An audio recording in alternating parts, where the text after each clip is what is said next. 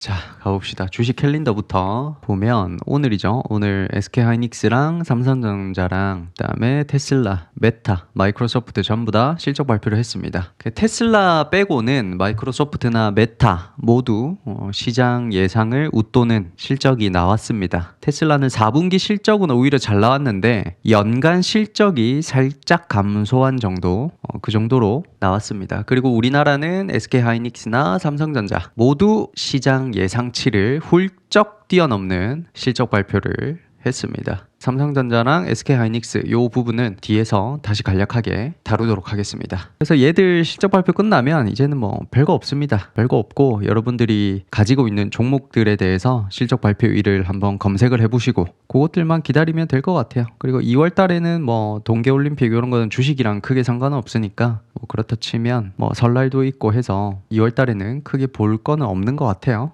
다음은 이제 주식 캘린더 받고 해외 뉴스로 넘어갑니다. 해외 뉴스 아침에 봤듯이 연준이 금리를 저번과 똑같이 동결시켰습니다. 인플레 때문에 더 이상 낮출 수가 없다. 뭐 그런 식으로 해서 동결을 시켰습니다. 여기에 대해서 트럼프가 오늘 무슨 말을 할지 조금 궁금하죠. 아직까지 여기에 대해서 트럼프가 따로 별 말은 없었습니다. 그래서 한 새벽 동안 파월 의장에 대해서 뭐라고 한마디 해주겠죠. 어쨌든 금리는 동결이 됐다. 계속 쭉쭉쭉 내려가고 있다가 이번에 동결됐으니까 앞으로 내리기는 조금 힘들지 않을까요?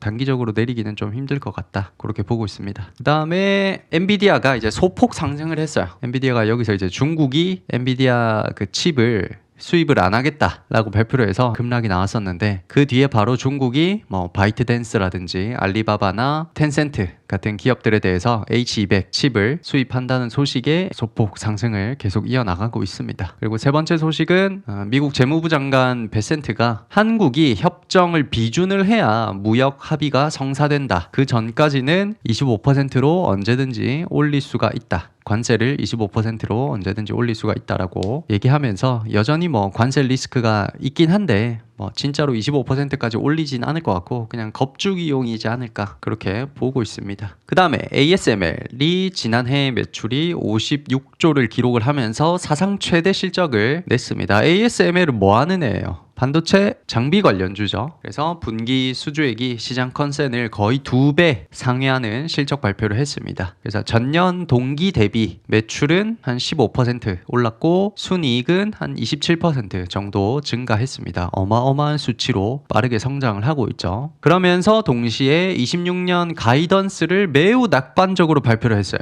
26년도도 여전히 좋을 것이다 라고 하면서 발표를 하면서 너무너무 좋은 실적을 가져가고 있습니다. 그래서 이것들만 봐도 이제 지금 반도체 시장이 얼마나 호황인지를 알 수가 있죠. 그렇게 보시면 되겠습니다. 그리고 다섯 번째, 시게이트 반도체 기업이 메모리 업종 기업이 20% 거의 19% 20% 정도 급등을 했고 그 다음에 웨스턴 디지털 줄여서 웬디라고도 하죠. 웬디도 한 10% 정도 급등을 했습니다. 그래서 반도체 메모리 업종 기업들의 실적이 대체로 지금 시장 예상치를 전부 다 상회하고 있어요. 실적 발표만 하면 예상치보다 높게 나오고 있죠. 그래서 동시에 가이던스를 또 대폭 상향 조정을 하고 있어요. 26년도에 예를 들면 이런 거죠. 예를 들면 원래 작년 말쯤에 가이던스를 보여줄 때는 26년도에는 한 100억 정도 벌 것 같아요 라고 발표를 했다면 이제 1월 2월쯤에 가이던스를 발표할 때는 한 170억 정도 한 70억 더 벌 것 같은데요 이렇게 얘기를 하는 거예요. 100억 번다고 얘기했다가 아니다 100억이 아니라 150억 170억까지 벌 수 있다 라고 가이던스를 제시하니까 당연히 올라갈 수밖에 없는 거죠. 기대감에 의해서 쭉쭉쭉 올라간다. 그래서 미국장에서도 우리나라뿐만 아니라 미국장에서도 메모리 반도체 기업들이 전부 다 지금 급등을 쭉쭉쭉 해나가고 있습니다. 그리고 여섯 번째는 테슬라가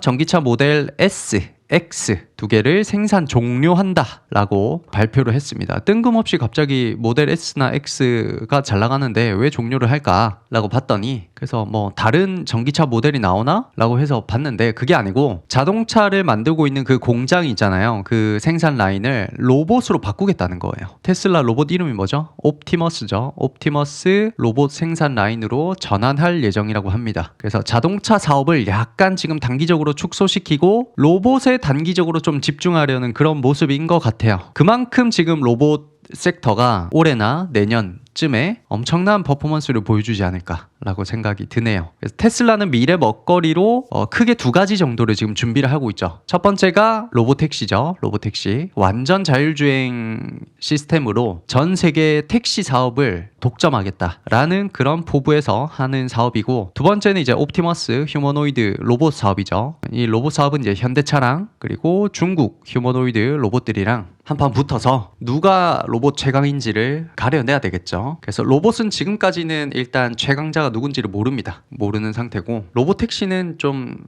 뭐 올해나 내년쯤에 되지 않을까. 그러니까요, 이 테슬라가 아니고 일론 머스크가 판단이 되게 빠르죠.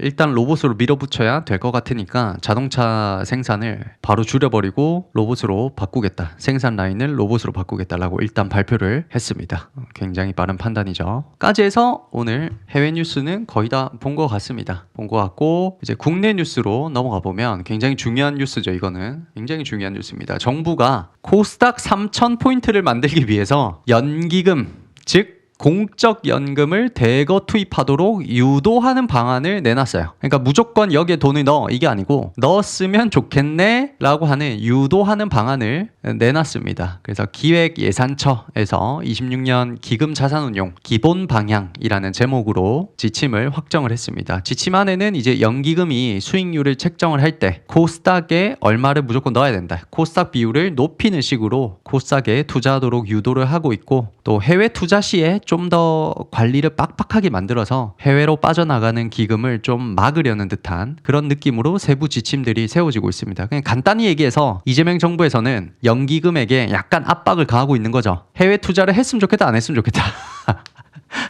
안 했으면 좋겠다라는 거죠. 동시에 코스닥에 좀 돈을 넣어줬으면 좋겠다라고 은근슬쩍 지금 압박을 넣고 있는 거죠. 그러면서 코스피는 일단 목표 지점인 5천을 넘겼습니다. 코스피는 5천을 넘겼기 때문에 일단 놔두고, 코스닥은 3천까지 아직 갈 길이 멀죠. 그러니까 코스닥 쪽으로 지금 압박을 가해주고 있습니다. 되지 않을까? 진짜 바이오나 아니면 반도체 코스닥 종목들에서 뭔가 잘 만들어가면, 그림을 잘 만들어가면 코스닥도 3천 가능하지 않을까. 일단 코스닥 3천이 되려면 무조건 바이오가 올라야 돼요. 그래서 바이오 쪽으로 봐주셔야 돼요. 진짜로 이재명 정부에서 코스닥 3천을 진심으로 밀어주려고 한다면 바이오 무조건 올라야 되거든요. 사실 우리 알고 있었잖아요. 작년에 우리 바이오 특강할 때 충분히 다뤘었죠. 내년에는 26년에는 바이오가 굉장히 좋을 가능성이 높다. 왜냐면 이재명 정부에서 25년도 말기쯤에 계속 바이오를 밀어주려고 했거든. 그런 것들이 지금 계속 이어지고 있으니까 바이오도 너무너무 좋지 않을까라고 일단 보고 있습니다. 다음은 이제 이재명 대통령이 코스닥에서 부실 기업을 퇴출하자는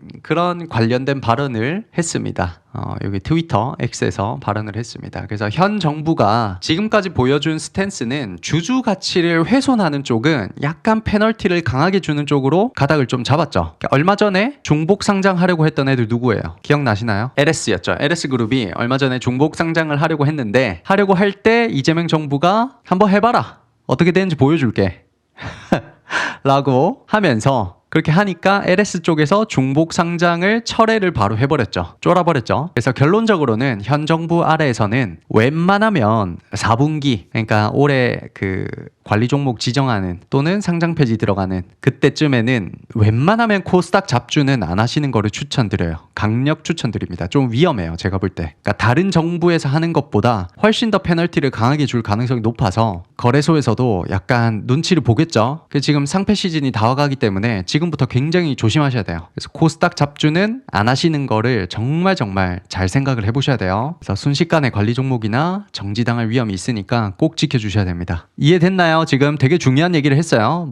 종목이 뭐가 좋냐 그런 것보다는 요거는 되게 지금 위험한 얘기잖아요. 내가 무슨 코스닥 500억, 600억짜리 잡주에 많이 들어가 있다 하시면 손절을 조금 하시더라도 빼시는 게 좋아 보입니다. 솔직히 이거 어떻게 될지 모르거든요. 한번 잘못 걸렸을 땐 그대로 정지나 관리 종목으로 선정이 될 수 있어서 조심은 하셔야 됩니다. 됐죠? 그 다음에 이제 반도체에서 오늘 시장 변동성이 좀 컸습니다. 장중에 아침에 한꺼번에 다 밀렸죠. 반도체 애들이 한꺼번에 급락이 다 밀렸다가 딱 반 정도 회복하는 그런 모습을 보였습니다. 특히 기판 쪽에서는 회복세가 더뎠죠. 더딘 채로 큰 하락으로 이어졌고, 그럼에도 이제 소부장 소부장 쪽에서는 양봉으로 끝난 종목들이 그래도 꽤 많습니다. 그래서 SK하이닉스가 오늘 실적 발표를 했죠. 삼성전자랑 함께. 그래서 한번 살펴보면 4분기만 살펴보면 약 32조 8천억 원 정도 벌었고 영업이익은 약 19조 정도로 역대 최고치를 찍었습니다. 대단합니다. 삼성전자 4분기가 영업이익이 20억이에요. 근데 매출은 90조예요. 잘 생각해보세요. 삼성전자는 4분기에 90조를 매출액을 내고 20조의 영업이익을 얻었어요. 근데 SK하이닉스는 4분기에 매출액이 32조밖에 안 되는데 영업이익이 19조예요. 이게 말이 되나? 이게 말이 됩니까? 영업이익률이 지금 50%가 넘어가죠. 전대미문에 지금 말이 안 되는 수치가 나오고 있단 말이에요. 이게 말이 안 되죠. 그래서 25년도 4분기까지 지금 발표가 됐으니까 연간 실적 전체 25년도 전체 연간 실적이 한 97조 정도 나왔고 24년도 전체 연간 실적 대비해서 47% 정도 증가를 했고 영업이익은 25년도 연간 영업이익이 47조 정도 나왔고 전년 대비해서 101% 정도 증가를 했습니다. 그리고 영업이익률이 58%를 찍었어요. 말이 안 되죠. 이런 기업이 우리나라에 있다는 것 자체가 축복이죠. 그 정도로 미친 듯한 실적 발표를 했습니다. 그리고 삼성전자로 넘어갑니다. 삼성전자가 4분기에 약 93조 8천억 원 정도 벌었고 영업이익은 20조 정도 벌었습니다. 영업이익만 따지면 4분기에 지금 SK하이닉스나 삼성전자나 거의 1조 차이밖에 안 나기 때문에 뭐 아주 크진 않지만 매출액 대비 영업이익을 따져봤을 때는 SK하이닉스가 압도적인 효율을 보여주고 있죠. 그리고 삼성전자의 25년도 연간 실적을 보면 330조 정도 벌었습니다. 전년 대비해서 24년도 대비해서 10% 정도 매출액이 늘었고 영업이익은 43조 정도 벌었고 전년 대비해서 33% 정도 증가했습니다. 삼성전자도 여실히 좋은 실적 발표를 해줬습니다. 그래서 차트를 좀 보고 가면 삼성전자 오늘 좀 쉬었죠. 실적 발표하고 쉬었고 SK하이닉스도 오늘 쉬었다고 봐야 되겠죠. 쉬었다고 봐야 되고 반도체 장비 관련해서는 뭐 한미 반도체는 좋았는데 뭐 제주 반도체나 유진테크, 원익 IPS, 테스 전부 다 변동성이 엄청 심했어요. 아침에 쭉 올랐다가 순간적으로 내리꽂으면서 거의 다 반납을 했다고 봐야 되겠죠. 거의 다 반납을 했고 PSK도 그렇고 그렇네요. 그래서 반도체 장비주들은 거의 뭐 보합이나 아니면 뭐 2% 3% 정도 오르고 말았다. 반도체 소재 관련주들은 동진 세미캠 좀 올랐고 SNS텍도 좀 내렸고 FST도 좀 내렸고 솔브레인이 되게 좋았어요. 19%까지 찍고 종가가 한 7% 정도를 기록을 했습니다. 그리고 한솔케미칼 이런 것들도 이제 계속 올라가려고 하고 있고 일단 반도체 부품 관련주들 TCK도 오늘 거의 보합으로 끝났고 원익 QNC도 보합, 코미코 살짝 내렸고 리노공업은 오늘 여전히 3% 4% 찍으면서 우리의 계좌를 책임을 져주고 있습니다. ISC 너무 좋았고 그다음 TSE는 살짝 내렸고 그래서 반도체 부품 관련주들도 오른 것들도 있지만 내린 것들도 있고 뭐 그렇게 돼버렸네요. 그 다음에 후공정 쪽에서는 한양디지텍이 좋았죠. 밑꼬리를 또 길게 달아주면서 거의 보합으로 끝났고 하나마이크론도 거의 보합으로 끝났고 그 다음에 기판 쪽에선 좀 안 좋았어요. 삼성전기가 거의 보합으로 끝났고 심텍이 오늘 마이너스 13%까지 갔다가 마이너스 5% 정도 지금 돼 있고 이수페타시스가 마이너스 11%까지 갔다가 마이너스 6% 정도 TLB가 마이너스 12%까지 찍고 마이너스 9% 정도로 됐습니다. 그래서 밑꼬리를 길게 달아주지를 못했어요. 어쩔 수 없죠. 그래서 기판 쪽에서는 오늘 제일 안 좋았다 정도로 보여집니다. 여기까지 해서 반도체 거의 다 살펴본 것 같네요. 그래서 반도체 소부장 쪽에서는 좋은 애들은 계속 좋고 안 좋은 애들은 뭐 안 좋아봤자 마이너스 2, 3% 정도로 끝났는데 기판 쪽에서는 마이너스 한 6, 7% 정도 다른 쪽 대비해서 좀 안 좋았다 정도만 기억해 주시면 될 것 같아요. 됐죠? 그리고 2차 전지로 넘어가 볼까요? 2차 전지가 오늘 일단 2차 전지 보면 신성 ST가 오늘 급등이 나왔어요. 우리가 오랫동안 모아가다가 드디어 급등이 나왔습니다. 그래서 2차 전지 쪽으로는 좀 길게 보면 좋지 않을까 제 개인적인 생각인데 지금 여기서 단기적으로는 좀 내려올 수는 있거든요.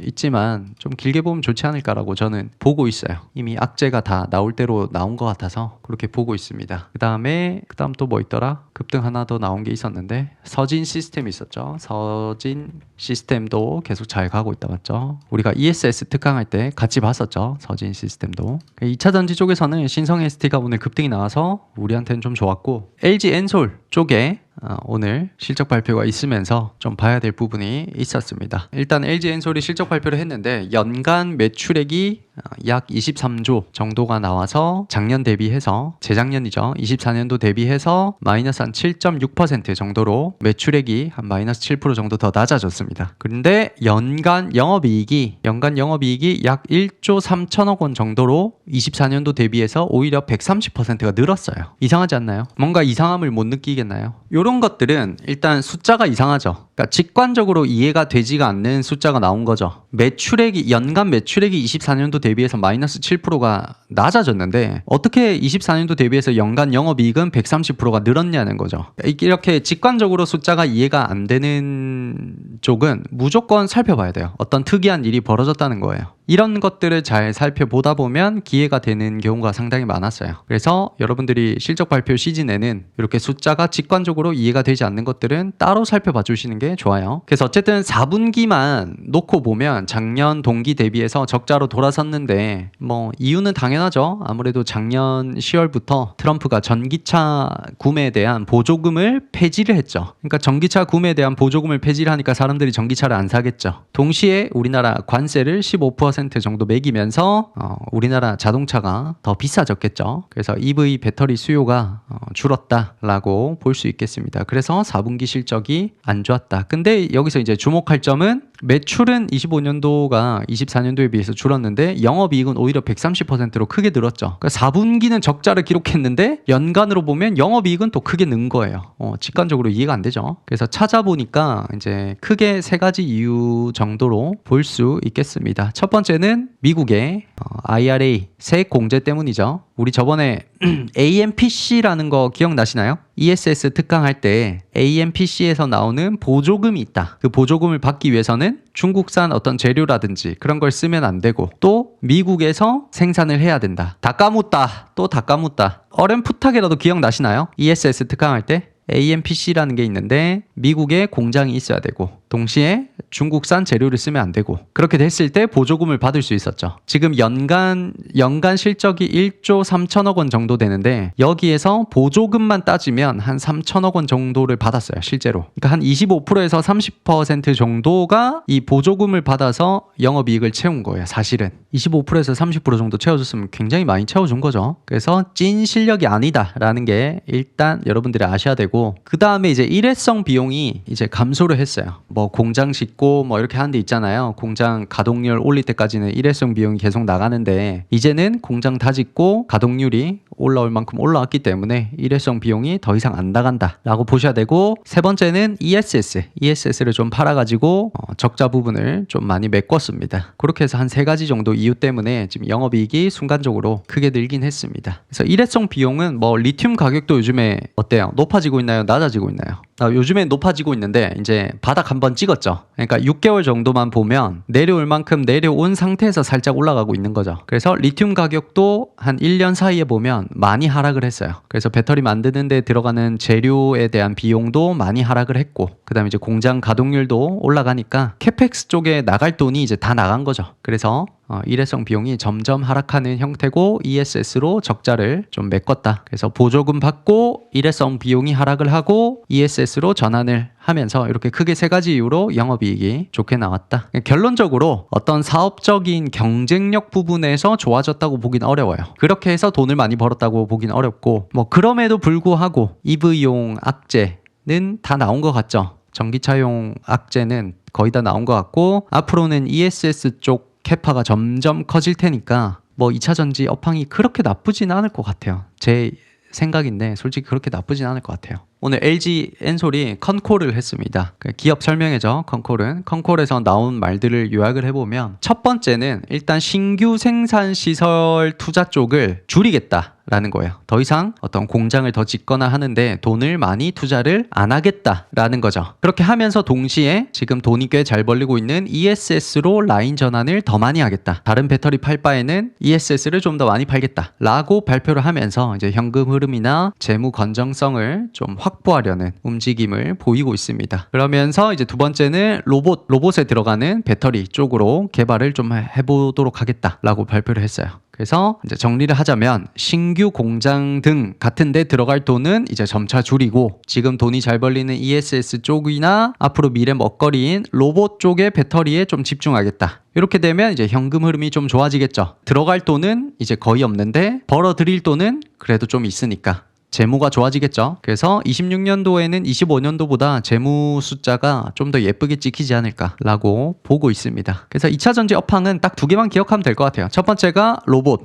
전고체 배터리나 아니면 삼원계 배터리 로봇이고, 그 다음 두 번째가 ESS죠. 그래서 로봇 플러스 ESS 이렇게 두 개 스토리로 2차 전지가 계속 이어나갈 것 같아요. 2차 전지 업황이 아주 좋냐라고 물으면 그렇다라고 보기는 어렵지만 나쁠 건 없다 정도로 얘기는 할 수 있을 것 같아요. 나올 만한 악재는 싹 다 나온 것 같아요. 그 상태로 이제 ESS나 로봇 배터리로 밀어붙이면 좀 좋을 것 같긴 해요. 까지 이해되셨나요? ESS는 우리 생각한 것보다 지금 반응이 조금 늦게 오긴 했지만 이제부터 약간 반응이 오고 있죠. 전고체 배터리 때문에 모멘텀이 한번 생기면서 ESS로 밀어붙이니까 2차 전지가 계속 올라가고 있는 그런 상황입니다. 신성 ST도 오랜만에 10몇 % 급등을 해주면서 우리한테는 지금 해피한 상황이 돼버렸죠. 까지 해서 국내 뉴스까지 다 본 것 같아요. 오늘 제일 중요한 뉴스들은 다 살펴본 것 같습니다. 그리고 이제 반도체 가치하기 컨텐츠를 끝내고 나서 기법 설명 잠깐 해드리고 오늘 마무리할게요. 반도체 가치하기 컨텐츠로 넘어가 보겠습니다. 우리가 계좌를